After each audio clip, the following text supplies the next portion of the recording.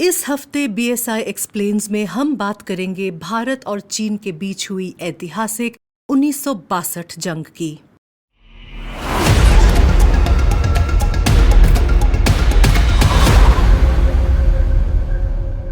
भारत और चीन दुनिया की एंशिएंट सिविलाइजेशंस, जिन्हें हिमालय ने कुदरती रूप से विभाजित किया है, हमेशा अपने बॉर्डर डिस्प्यूट्स को लेकर खबरों में रहती है।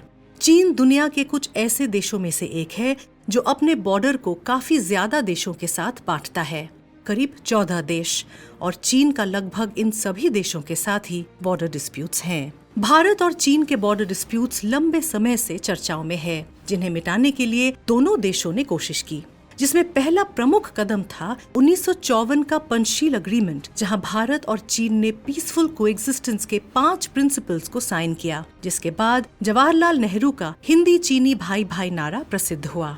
इसके बाद चीन ने भारत के साथ संबंध सुधारने की जगह 1956-57 में अक्साई चिन से गुजरती हुई कशगार से लासा को जाने वाली 2342 किलोमीटर लंबी सड़क का निर्माण किया, जिसकी खबर भारत को 1957 में सड़क के पूरी तरह बन जाने के बाद पता चली।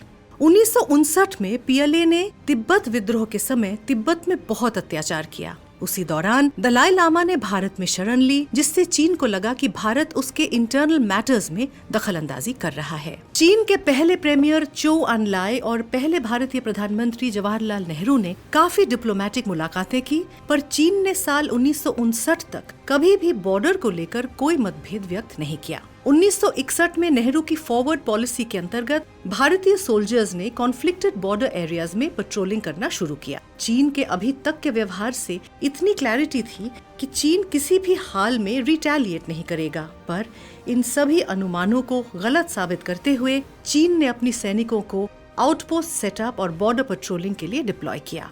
अचानक से अगस्त 1962 में चीन ने अपने ट्रूप्स को थागला रिज भेजना शुरू किया था, जो कि मकमहोन लाइन के बहुत करीब है।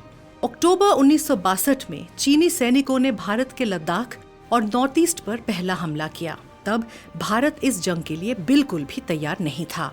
19 अक्टूबर 1962 को चीन ने वेस्टर्न सेक्टर के दौलत बेग ओल्डी, चिपचाप और गलवान पर अटैक किया और 20 अक्टूबर तक चिपचाप वैली, गलवान और पैंगोंग लेक पर कब्जा कर लिया था। इस एरिया में चुशूल काफी महत्वपूर्ण जगह है, जो कि पैंगोंग के दक्षिण में 14,000 फीट की ऊंचाई पर स्थित है, जहां से पैंगोंग की पेट्रोलिंग काफी आसान हो जाती है। जब भी 1962 वॉर का जिक्र होता है, रिजांगला वॉर की बात जरूर उठती है। यह क्षेत्र करीब 16,000 फीट की ऊंचाई पर स्थित है।